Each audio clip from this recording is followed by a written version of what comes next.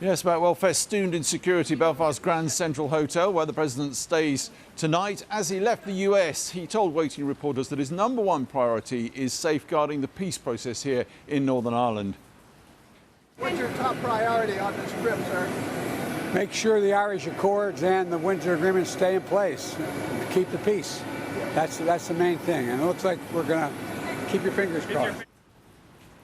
Well, as presidents routinely do, he lands in a city locked down in security. Since early morning, streets sealed off all around the city centre.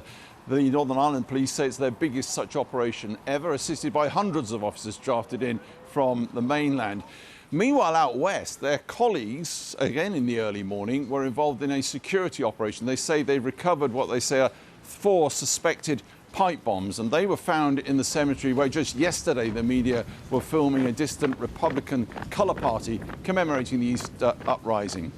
So to the politics here. Well, the visit in the north is a little bit odd. The president will perform one public-ish meeting tomorrow, and that's about it. He'll meet political leaders, try and bang heads together to get the Stormont Assembly up and running. Not a lot of hope of that happening in the immediate future. As regards the meeting with Rishi Sunak, well, the British describe it as a tete-a-tete. The Americans say it is a bilateral, or it was, now downgraded to a coffee meeting. So you might say bilateral to bilati. Quite a contrast then with what happens down south. Everything there from a state banquet, a little bit of almost tourism potential, walkabouts, and of course addressing key politicians in Dublin. So to talk about all of this, I sat down this morning with Sarah Canny, who is the partner of Lyra McKee, the journalist you may remember, who was shot dead again in Cregan in Derry by dissident Republicans 4 years ago. We started off reflecting on the sporadic, small, violent scenes which we've seen in Cregan in Derry in the last 24 hours. If I'm honest, I'm not surprised, Alex. I mean, it's Easter, and you know, it's only been almost 4 years since Lyra was killed in a similar kind of a circumstance.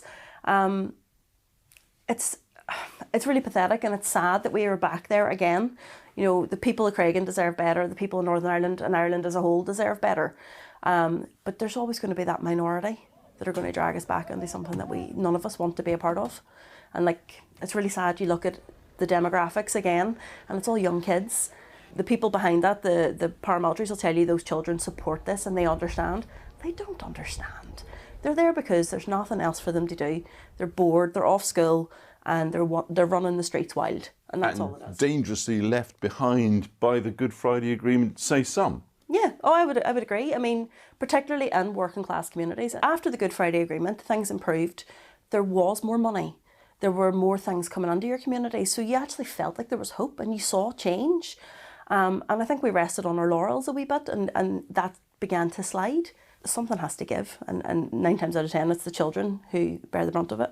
I remember being at a Lyra's funeral there in Belfast, and there was a sense that just potentially this might be some kind of turning point. Mm-hmm. It wasn't. I mean, that was my thing. I mean, we had that funeral. It was insane.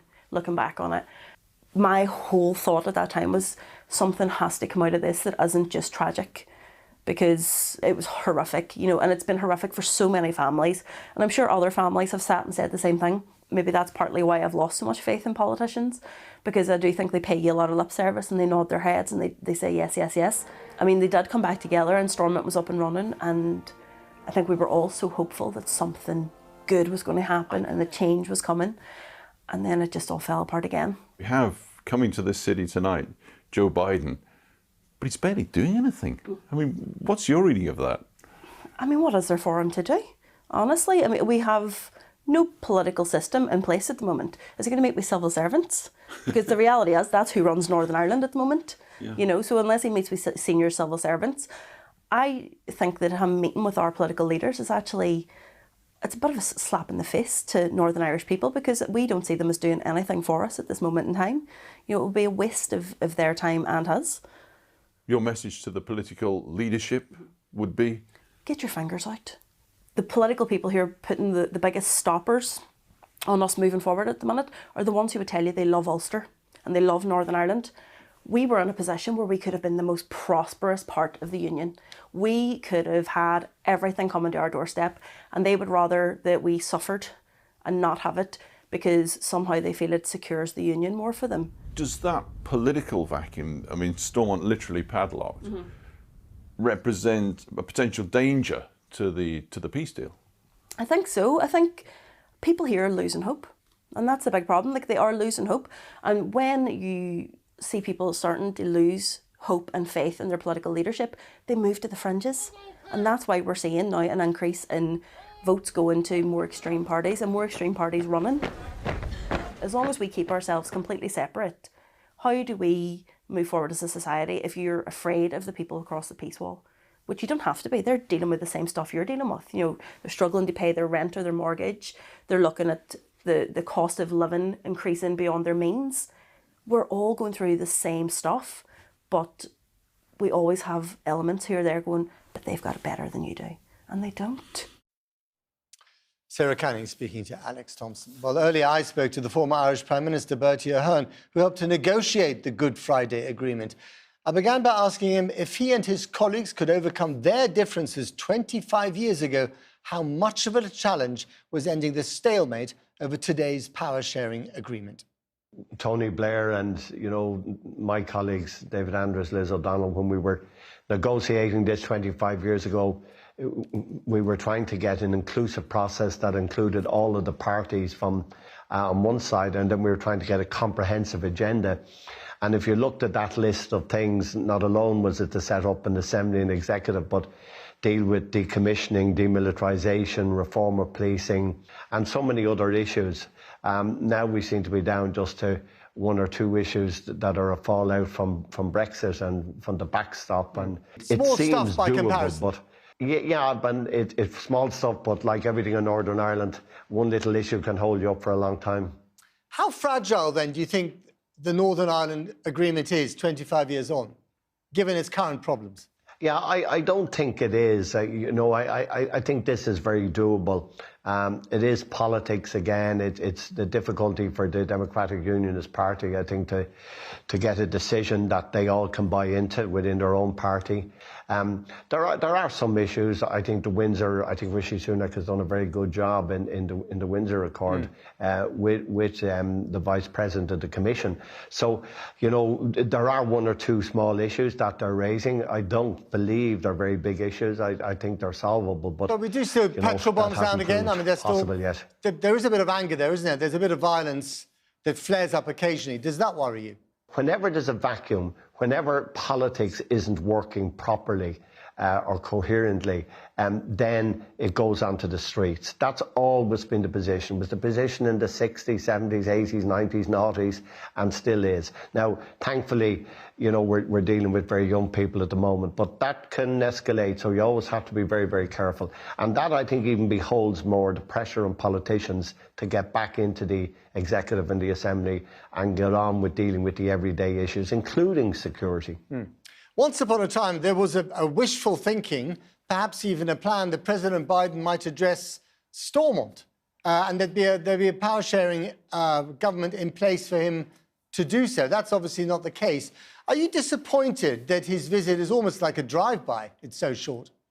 Yeah, I am very, very disappointed with that. I mean, the whole idea when this visit was mooted last year was that we would try and resolve the issues between the European Union and the UK. Then we weren't making much progress on that until October. Then Rishi Sunak came in. So it is a huge pity and a huge disappointment that the President of the free world, the United States, is not addressing the Assembly. There's no good hiding that fact. Right. It's a big own goal in my view, Matt.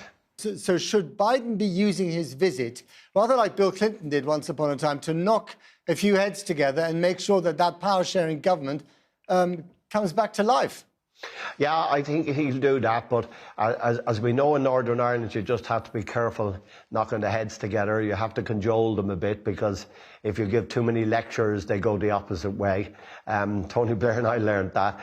So I think he should be, I think, pointing out the obvious case that in any democracy, institutions of government and parliament are essential. And that's what gives stability and confidence. There are indications that the Westminster government is trying to usher President Biden through Northern Ireland as quickly as possible because they're a little bit embarrassed by the current political stalemate as well. Is that the way you see it? It's no good saying that any of us are happy with the stalemate. We're not. I know for a fact the Americans tried very hard to see the institutions up before this visit was finalised. I know that Rishi Sunak did the same. So did the Irish government. Anyway, that didn't happen. You can't blame President Biden for that. I'm afraid the politicians, or at least some of them in Northern Ireland, have to take the blame for that. The DUP? Yeah, I'm afraid so. I'm afraid so that they put 7 points forward. Rishi Sunak and the European Union did their utmost to deal with all of those points. Experts, not me, experts said that they got 97% of the way. There was only 3% left. You know, I'm a reasonable guy, and so are you, Matt. You know, it seemed like a good deal at 97%, didn't it? On that note, Bertie Ahern, thank you very much. Thank you.